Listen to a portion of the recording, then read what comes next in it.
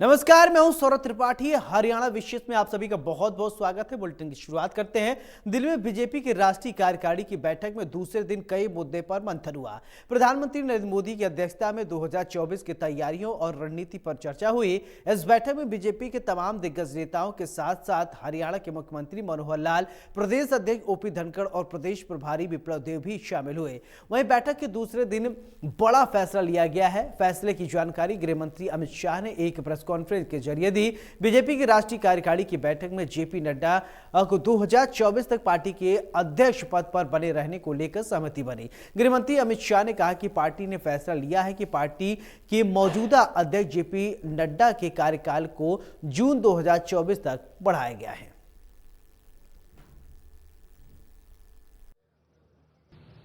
Covid की महामारी के कारण ये सदस्यता का हमारा अभियान समय पर हो नहीं पाया, और जब सदस्यता नहीं होती है, बूथ से राष्ट्रीय अध्यक्ष तक के बाकी के चुनाव नहीं होते हैं, तब राष्ट्रीय अध्यक्ष चुनना संवैधानिक रूप से संभव ही नहीं है।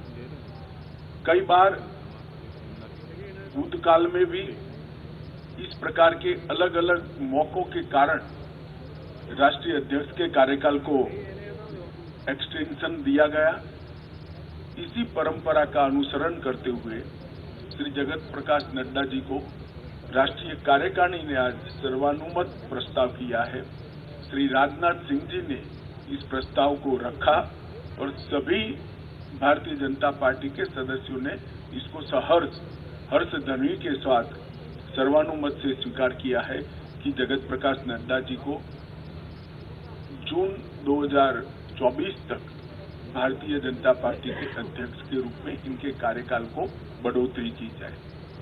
मुझे विश्वास है कि मोदी जी के नेतृत्व में, नड्डा जी के संगठनात्मक नेतृत्व में 19 से भी ज्यादा बड़े बहुमत के साथ भारतीय जनता पार्टी चुन कर आएगी और मोदी जी फिर से इस देश के प्रधानमंत्री बनकर इस देश का नेतृत्व करेंगे। इसका हम सबको भरोसा है। मैं समग्र पार्टी की ओर से श्रीमान नड्डा जी को हृदय पूर्वक बहुत बहुत बधाई और शुभकामनाएं देता हूं। हम सबकी अनंत शुभकामनाएं श्री नड्डा जी के साथ है। उनके नेतृत्व में पार्टी ने अपना पैठ भी बढ़ाया है, प्रसार भी बढ़ाया है और यश भी प्राप्त किया है। ये तीनों क्षेत्र में नड्डा जी के योगदान को पार्टी आज इसकी अनुमोदना भी करती है और उसको स्वीकारते हुए इनके कार्यकाल को जून 2024 तक। वहीं राष्ट्रीय कार्यकारिणी की बैठक के बाद सीएम मनोहर लाल ने कहा कि राष्ट्रीय कार्यकारिणी की बैठक में इस साल 9 राज्यों में होने वाले और अगले साल लोकसभा चुनाव होने वाले में चुनाव में चर्चा हुई है। साथ ही G20 के अलग अलग विषयों को लेकर भी कार्यकारिणी में बैठक की गई है। सीएम मनोहर लाल ने कहा कि गुरुग्राम में भी G20 को लेकर बैठक हुई है और हमने उनके बारे में जानकारी दी है। सीएम मनोहर लाल ने कहा कि राष्ट्रीय अध्यक्ष जेपी नड्डा के कार्यकाल को बढ़ाया गया है। प्रधानमंत्री नरेंद्र मोदी ने भी राष्ट्रीय अध्यक्ष के कार्यकाल को सराहा है।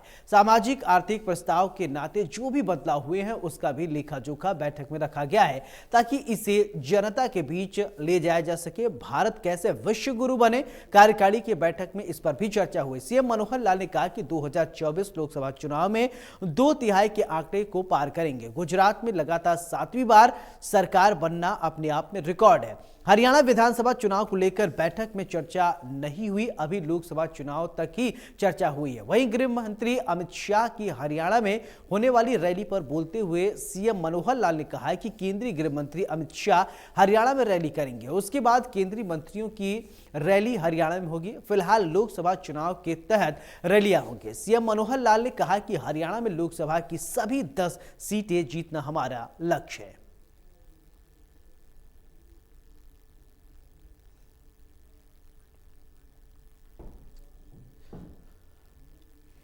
वहीं पंजाब में भारत जोड़ो यात्रा के दौरान राहुल गांधी ने बीजेपी और आरएसएस पर निशाना साधा है। राहुल गांधी ने कहा कि वो नफरत फैलाने वाले और हम भी नफरत के बाजार में मोहब्बत की दुकान खोलने आए हैं। देश में मोहब्बत की बहुत सारी दुकानें खुल चुकी हैं। हम अपना काम करेंगे, वो अपना काम करेंगे, लेकिन जीत मोहब्बत की होगी। साथ ही राहुल गांधी ने कहा कि किसानों पर लगातार हमला हो रहा है। किसानों को जो भी सुरक्षा मिलनी चाहिए वो सुरक्षा नहीं मिल पा रही है। They are going to face that wave, and what is our strategy? They will divide the country, they will spread hatred in the country. हम नफरत के बाजार में मोहब्बत की दुकान खोलते जाएंगे। बहुत सारी दुकानें खुल रही हैं मोहब्बत की, तो हम ये अपना काम करते जाएंगे, वो उनका काम करेंगे। हिंदुस्तान की जो संस्कृति है, हिंदुस्तान का कल्चर है, भाईचारे का है, मोहब्बत का है। जीत मोहब्बत की होगी। किसानों पर नॉन स्टॉप आक्रमण हो रहा है और एक जगह से नहीं हो रहा है, मल्टीपल एंगल से हो रहा है। और जो उसको प्रोटेक्शन मिलनी चाहिए वो प्रोटेक्शन उसको नहीं मिल रही है। यूपीए के समय हमने प्रोटेक्शन दी थी, कर्जा माफ किया था, एमएसपी थी, अलग अलग हमारे अप्रोचेस थे। मगर मैं ये भी कह सकता हूं कि शायद हमने भी जितना करना था हमने नहीं किया, उससे ज्यादा करना चाहिए था। क्योंकि किसान देश को भोजन देता है, भैया थोड़ा हट जाइए, देश को भोजन देता है, वो देश की एक प्रकार से रीढ़ की हड्डी है और एग्रीकल्चर पे बाकी चीजें बिल्ड हो सकती हैं। तो चाहे हमारी यहां सरकार आए, चाहे यूपीए जैसी सेंटर में हमारी सरकार आए, kisan will be our central focus. उसकी हम प्रोटेक्शन करेंगे। हमने न्याय योजना की बात की थी, जो मिनिमम इनकम गारंटी सबसे गरीब लोगों के लिए, वो किसानों को, गरीब किसानों को मिलेगी। तो हमारा विजन एग्रीकल्चरल सेंट्रिक है और हम चाहते हैं कि एग्रीकल्चरल सेक्टर में टेक्नोलॉजी जाए, कोल्ड चेन्स बने, एग्रीकल्चरल स्ट्रक्चर में जॉब्स क्रिएट हो। वहीं डिप्टी सीएम दुष्यंत चौटाला ने राहुल गांधी के उस बयान पर प्रतिक्रिया दी है जिसमें उन्होंने कहा था कि हरियाणा की सड़कों में सिर्फ गड्ढे ही गड्ढे हैं। राहुल गांधी के बयान पर पलटवार करते हुए दुष्यंत चौटाला ने कहा कि मुझे अच्छा लगता है कि राहुल गांधी ने 7 किलोमीटर में 180 गड्ढे तो गिने, उसके बाद 100 किलोमीटर से ज्यादा चले और एक गड्ढे भी नहीं दिखाई दिए। उन्होंने कहा कि पानीपत से अंबाला तक कांग्रेसी एक गड्ढे भी नहीं ढूंढ पाए। मगर एक चीज से मैं खुश हूं कि राहुल गांधी ने 7 किलोमीटर में 180 गड्ढे तो गिने और बड़े अच्छे आंकड़े आप लोगों को दिखाए, आपने भी टीवी पे अखबार में छापे। मगर उसके बाद वो 100 किलोमीटर से ज्यादा चले और एक गड्ढा भी नहीं दिखा। ये तो हमारे लिए अचीवमेंट है कि पानीपत से लेके अंबाला तक जब वो गए तो क्या कांग्रेसी एक गड्ढा भी ढूंढ पाया? और वो सड़कों पर गए हैं जो स्टेट मेंटेन्ड है, स्टेट हाईवेज है, और मुझे लगता है कि हमारे ऑफिसर्स ने अच्छा काम किया। डिप्टी सीएम दुष्यंत चौटाला ने कहा कि बीजेपी जेजेपी निगम चुनाव मिलकर लड़ेंगे। साथ ही कहा कि पूर्व मंत्री के बेटे के सुसाइड के मामले पर इनेलो हर मामले में जेजेपी को शामिल करती है, जेजेपी पर बेबुनियाद आरोप लगाती है।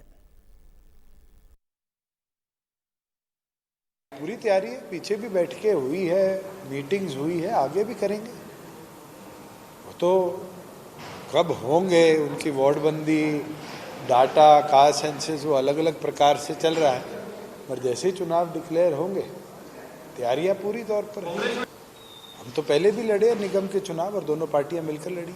मेरे ख्याल से 4 साल जेजेपी को बने होंगे, पर देश में गाड़ी के टायर के नीचे चींटी मरती है या कोई आदमी मरता है। इनेलो हर प्रकार का आरोप किसी पे लगाती है तो जेजेपी पे लाके छोड़ देती है। कोई भी चीज़ होती है जो हमारे संगठन से रिलेटेड नहीं है, उनके ही संगठन से रिलेटेड है, उसको भी हम पे डाल देती है। आज जगदीश नंबरदार कौन है? जगदीश नंबरदार वह व्यक्ति है जिसका सगा भाई अभय सिंह चौटाला की गाड़ी में बैठा रहता है, उसके सुसाइड के अंदर जेजेपी का होना मुझे तो बड़ा, जिसपे आरोप उनकी पार्टी के प्रदेश अध्यक्ष पे लग रहे, हम पे डालना, ये साफ दिखता है वो अपने प्रदेश अध्यक्ष को बचाना चाह रहे हैं। और दूसरी ओर मैं टिप्पणी करूं कौन सुसाइड करता है, उसने क्यों सुसाइड किया, सारी चीज़ों के ऊपर पुलिस इन्वेस्टिगेट करेगी, पुलिस जो एक्शन लेगी फेयर एंड फाइन करेगी। मैंने पीछे भी सीएम साहब से इस पर डिस्कशन करी थी, अगर हम एनपीएस और ओपीएस का डिफ्रेंसिएशन देखें तो सिर्फ 4% का, 10% आज जमा करते हैं, वो 14% जमा करते हैं। अगर स्टेट विलिंग है, और इस पर हम विचार भी कर रहे हैं कि जल्द हरियाणा भी कोई प्रपोजल लेके आएगी कि हम एनपीएस में ही 4% शेयर बढ़ाकर हमारे एम्प्लॉयज़ को वो बेनिफिट दे दे जो ओपीएस में आ रहा था, तो मुझे लगता है एम्प्लॉयज़ भी सेटिस्फाइड है और अब इस स्कीम को बदलने की जरूरत थी। और हम तो केंद्र को भी ये जरूर कहेंगे कि केंद्र भी विचार करे कि इसको 10 से 14% वो भी करे, जिसमें एम्प्लॉय शेयर भी बढ़ जाए, स्टेट शेयर भी बढ़ जाए। चंडीगढ़ के हरियाणा निवास में डिप्टी सीएम दुष्यंत चौटाला की अध्यक्षता में हरेड़ा विभाग की बैठक हुई। बैठक में सड़कों के रखरखाव सुधार पर चर्चा हुई। बैठक में के बाद डिप्टी सीएम दुष्यंत चौटाला ने कहा कि पीएम ग्रामीण सड़क योजना फेज 3 की रिव्यू मीटिंग हुई है। फेज 3 में 56 सड़कें हैं, इनमें से 56 सड़कों पर 282 करोड़ रुपए की लागत आई है, जिन पर जल्द ही काम शुरू किया जाएगा।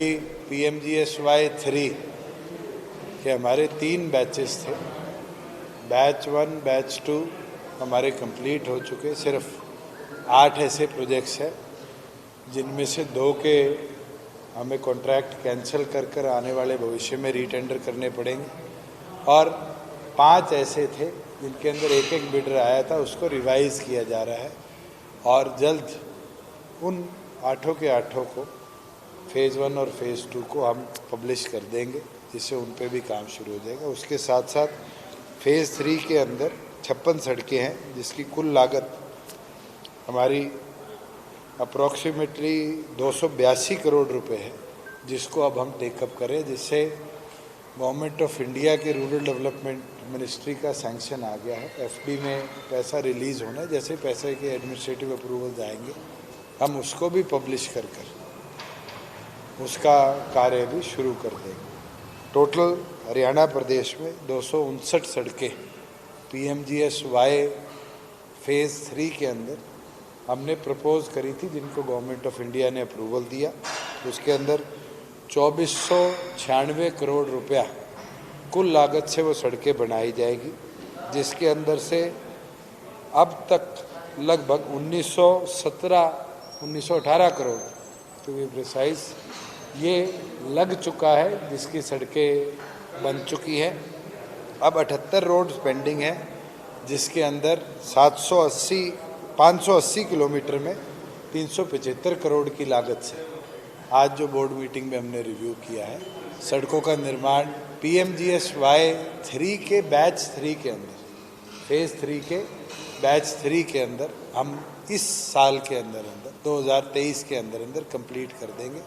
और अच्छी चीज़ ये है कि आज जब गवर्नमेंट ऑफ इंडिया के ऑफिसर्स भी हमारे साथ ऑनलाइन जुड़े हुए थे, we are the fastest state to complete PMGSY 3, और मैं उम्मीद है कि इस साल के अंत तक PMGSY 3 पूरी तौर पर हरियाणा के अंदर हम उधर चंडीगढ़ में हाई पावर परचेज कमेटी की बैठक हुई, जिसमें शिक्षा विभाग से जुड़े 2 फैसलों को मंजूरी मिली है। स्कूलों में बताया जा रहा है कि छात्रों को सेल्फ डिफेंस की ट्रेनिंग दी जाएगी और जिसमें 4.7 करोड़ का खर्च आएगा।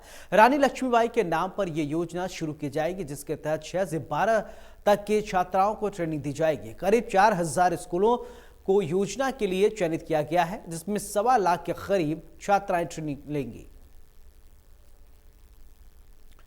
तो स्कूली छात्राओं को दी जाएगी आत्मरक्षा की ट्रेनिंग। मुख्यमंत्री की बड़ी बातें, तो आपको बता दें कि जो सौगात दिया है, रानी लक्ष्मीबाई के नाम से शुरू होगी योजना।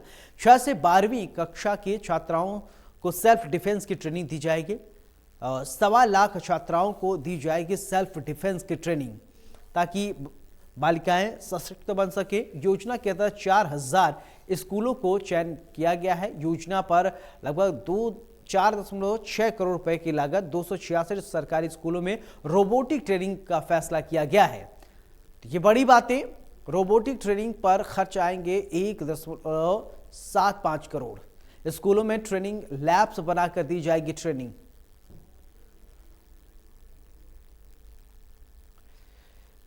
प्रदेश में ई टेंडरिंग को लेकर सरपंचों के विरोध प्रदर्शन पर अब सियासत शुरू हो गई है। होटल में धरने पर बैठे सरपंचों का समर्थन करते हुए कांग्रेस प्रदेशाध्यक्ष उदय भान ने कहा है कि सरकार ने सरपंचों के साथ धोखा किया है। वहीं सरपंचों के ई टेंडरिंग के विरोध पर डिप्टी सीएम दुष्यंत चौटाला ने कहा कि ई टेंडरिंग किसी एक विभाग में नहीं बल्कि सभी विभागों में है। सरकार ने सरपंचों को फंड खर्च करने का अधिकार दिया है।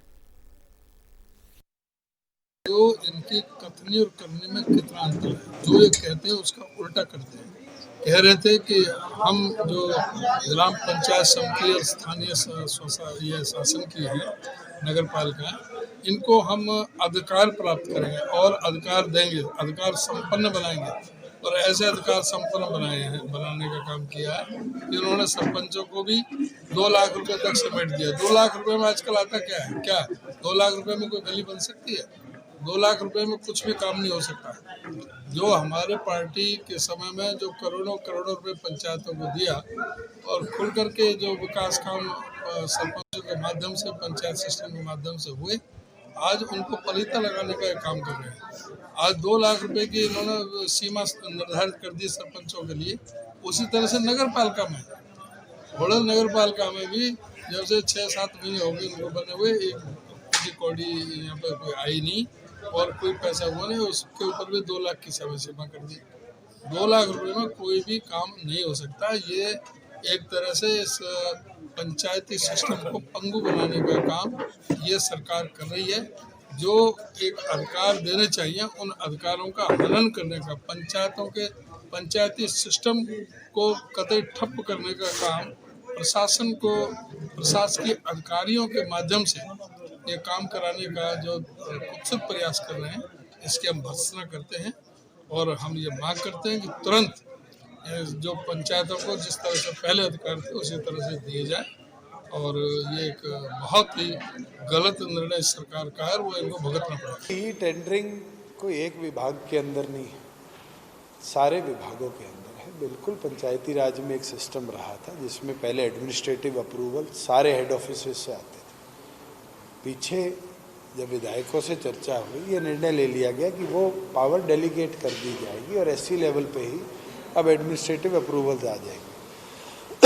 कल हरियाणा के अंदर सभी 90 कॉन्स्टिट्यूएंसीज के सभी ग्राम पंचायतों में जो स्टेट फाइनेंस कमीशन का पैसा है वो रिलीज़ कर दिया गया। फॉर एग्जांपल मैं उचाना की बात करूं तो 13 करोड़ 10 लाख रुपया उचाना कॉन्स्टिट्यूएंसी के 66 गाँव में कल रिलीज़ हुआ। सरपंच जितने भी हैं, मैं उनसे आग्रह करूंगा कि अब आपके हाथ में पावर में यूटिलाइजेशन के लिए पैसा पहली बार आया है, आप यूटिलाइज कर देखें। मुझे भी पता है 21 दिन के टेंडर में दिक्कत आती थी, अब तो 25 लाख से नीचे का टेंडर भी 7 दिन का कर दिया गया। लगभग जितने कॉन्ट्रैक्टर्स थे वो भी हरियाणा इंजीनियरिंग वर्क्स पोर्टल पर आ गए। एक बार ट्राई कर देखें। अगर इसमें फंड्स यूटिलाइज नहीं होते तो मैं खड़ा हूँ, साथ लग के इस अमाउंट को हम इंक्रीज कर देंगे। ई टेंडरिंग को लेकर न ही तो हरियाणा सरकार झुकने का नाम ले रही है और न ही सरपंच पीछे हटने को तैयार है। हालात इस कदर बने हुए हैं कि अब सरपंच और पुलिस भी आपस में उलझ गई। मामला रोहतक ब्लॉक ऑफिस का है, जहां पर रोहतक ब्लॉक के सरपंचों ने ई टेंडरिंग के विरोध में लामबंदी करने का प्रयास किया, जिसके चलते पुलिस और सरपंच आपस में उलझ गए और बातचीत धक्का मुक्की तक पहुंच गई। आखिर पुलिस ने सरपंचों को समझा बुझाकर वापस बैठा दिया। सरपंचों का कहना है कि ई टेंडरिंग को किसी कीमत पर बर्दाश्त नहीं किया जाएगा, इसके लिए उन्होंने कुछ भी करना पड़े वो करेंगे।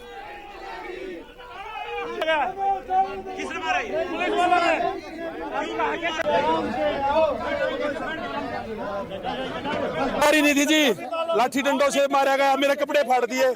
हमारे एक प्रधान जी को चोट मार दी, हाथ पे ब्लीडिंग हो रही है उसको। जब सभी जिलों में तालाबंदी हो रही है तो यहाँ हमारे साथ फोर्सफुली क्यों विरोध अपनाया जा रहा है पुलिस का? सुनो जी, जब 2 महीने से सरपंच बने हैं, ऐसा कौन सा करेक्टर सर्टिफिकेट बांट दिया इन्होंने कि इनकी छवि खराब है? जब गांव की जनता ने हमारे ऊपर विश्वास जता दिया तो फिर कैसे वो सर्टिफिकेट कैसे देंगे? इनकी छवि खराब है, ऐसा ही है। 2.5 साल से बगैर सरपंच गांव के काम चल रहे थे। अगर सरकार इस बात पे चाहती है तो एक बार सीबीआई इंक्वायरी करा दे। 2.5 साल के दौरान हुए काम होगी।